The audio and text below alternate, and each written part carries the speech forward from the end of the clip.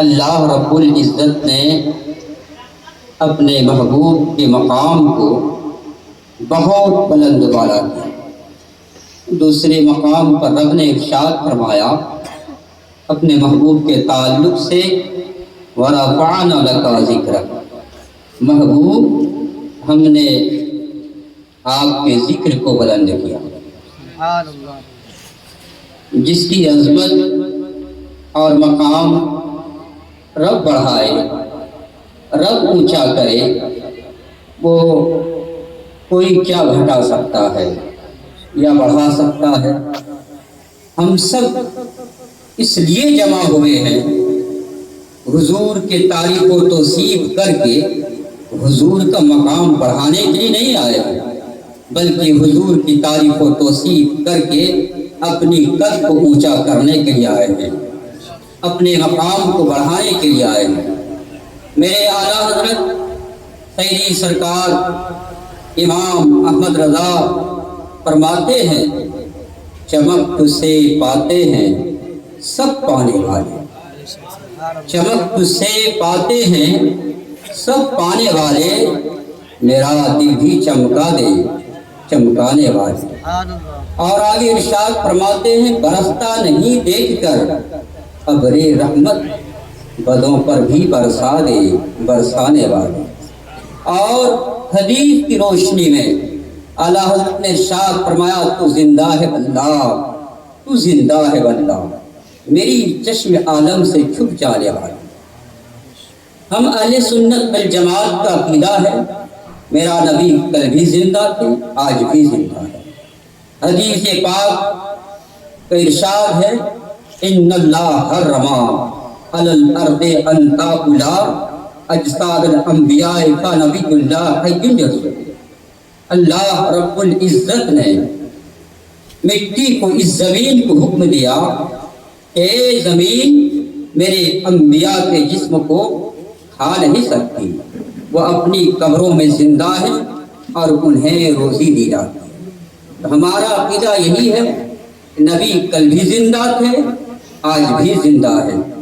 ہم سب نہیں دیکھ پا رہے مگر میرا نبی دیکھ رہا ہے، ہمارے آقا دیکھ رہے ہیں۔ قرآن پاک میں ایک جگہ آیت کریمہ النبی اولا بالمؤمنین من انفسہم، نبی مومنوں کے جان کے مالک کے قریب ہے۔ اللہ رب العزت کے قرآن پاک کی آیتوں کا انکار کرنا یا اس پر شک شبہ کرنا، پھر وہ مومن نہیں رہ جاتا ہے، اسلام سے خارج ہو جاتا۔ اللہ رب العزت نے ایک جگہ اور ارشاد فرمایا اپنے محبوب کے تعلق سے قل ان کنتم تحبون اللہ فاتبعونی یحببکم اللہ، محبوب آپ فرما دیجئے، قل جہاں جہاں آیا ہے اللہ رب العزت نے اپنے محبوب سے خطاب فرمایا، اے محبوب آپ کہہ دیجئے، آپ اعلان کر دیجئے میرے بندوں کے درمیان۔ بہت سے مقامات پر ڈائریکٹ رب نے اپنے بندوں سے کہا اقیم الصلاۃ، نماز قائم کرو، زکوٰۃ ادا کرو، حج کرو اگر استطاعت رکھتے ہو، لیکن یہاں رب نے اپنے محبوب سے کہلوا رہا ہے محبوب آپ کہہ دیجئے میرے بندوں کے درمیان کہ اگر کوئی مجھ کو راضی کرنا چاہتا ہے، رب کہہ رہا ہے اے میرے محبوب آپ کہہ دیجئے اگر کوئی مجھے راضی کرنا چاہتا ہے، کوئی مجھ کو دوست بنانا چاہتا ہے، پہلے وہ آپ کی اتباع کرے، پہلے وہ آپ کو راضی کرے۔ اے محبوب اگر آپ اس سے راضی ہو جائیں تو پھر میں بھی اس سے راضی ہو جاؤں گا۔ پتہ چلا کہ رب کو منانے سے پہلے رب کے محبوب کو راضی کرنا ہوگا، رب کے محبوب سے محبت کرنا ہوگا۔ رب کے محبوب کو منائے بغیر کوئی رب کو راضی نہیں کر سکتا۔ یہ کون کہہ رہا ہے؟ اللہ رب العزت نے قرآن مجید میں ارشاد فرمایا۔ اب اگر رب کی بات کو نہ مانے تو پھر وہ اسلام میں نہیں رہتا ہے۔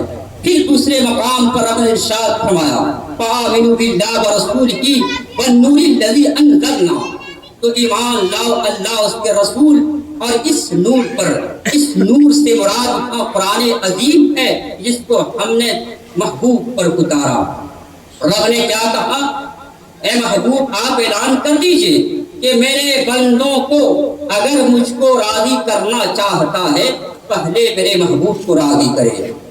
اب رب کے محبوب کو منائے بغیر، راضی کیے بغیر اس کی نماز کام نہیں آ سکتی، اس کا حج کام نہیں آ سکتا، اس کے دیگر اعمال کام نہیں آ سکتے۔ کام کب آئیں گے؟ جب وہ ایمان لے آئے گا۔ اور ایمان کیا ہے؟ انما المؤمنون والذین آمنوا باللہ ورسولہ ثم لم یرتابوا۔ ایمان والا وہ ہے جو اللہ اس کے رسول پر ایمان رکھے۔ مسلمان کون ہے؟ جو اللہ اس کے رسول پر ایمان رکھے، ثم لا یرتابوا، اللہ اس کے رسول کے حکم کو انکار نہ کرے۔ اب اگر کوئی اللہ اس کے رسول پر کی بات کو انکار کرے، گویا کہ اس قرآن پاک کی آیت کے مطابق وہ مسلمان نہیں ہے، وہ اسلام سے خارج ہے۔ اس لیے کہ رب نے ارشاد فرمایا ثم لا یرتابوا، رب کے حکم، رب کے باتوں کو انکار نہ کرے۔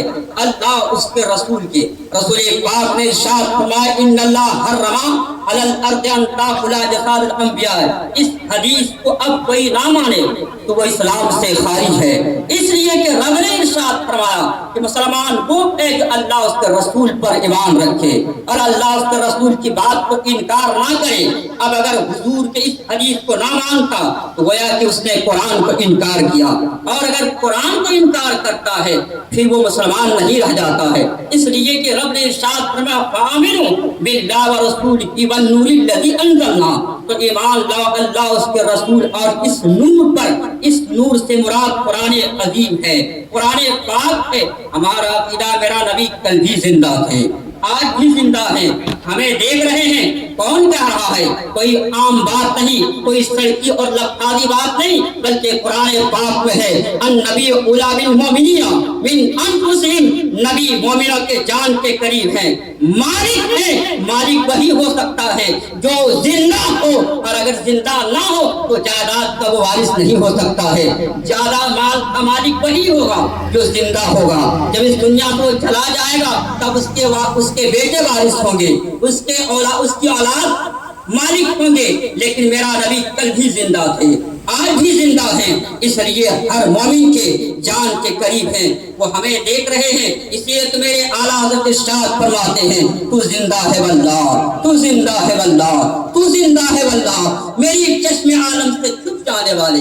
یا رسول اللہ ہم آپ کو نہیں دیکھ پا رہے ہیں مگر سرکار تو ہمیں دیکھ رہے ہیں، سرکار ہمیں تو مشاہدہ کر رہے ہیں، ملاحظہ کر رہے ہیں، سب کچھ دیکھ رہے ہیں۔ کون کہاں بیٹھا ہے، کس لیے بیٹھا ہے، کیا کر رہا ہے، سب کچھ میرے نبی دیکھ رہے ہیں۔ درود پاک پڑھے اللہم صلی علی سیدنا مولانا محمد بارک وسلم سلام علیک یا رسول اللہ صلی اللہ تعالی علیہ وسلم۔ میرے محبوب کا مقام کو کس نے بلند کیا؟ رب نے۔ ورفعنا لک ذکرک، ہم نے محبوب کے ذکر کو بلند کیا۔ وانک لعلی خلق عظیم، محبوب کے اخلاق کو رب نے اونچا کیا، بلند و بالا کیا۔ باتیں بہت ہے قرآن پاک کی آیت کریمہ سے میرے نبی کے اخلاق کو مشاہدہ کیا جائے۔ اسلام کیسے پھیلا؟ تلوار کی زور سے نہیں پھیلا ہے، پتھروں کی زور سے نہیں پھیلا، تلوار کی نوک سے نہیں پھیلا۔ اگر تلوار کی زور سے اسلام پھیلتا تو آج دنیا یہی کہتی کہ اسلام کو تلوار کی زور سے پھیلا ہے، پتھروں کے ذریعے سے پھیلا ہے، دھمکیوں کی زور سے پھیلا ہے۔ رب نے ارشاد فرمایا لا اکراہ فی الدین، دین میں کوئی زبردستی نہیں، کوئی قید نہیں۔ کلمہ پڑھایا گیا یا کسی نے پڑھا اس پر کوئی جبر نہیں کیا گیا۔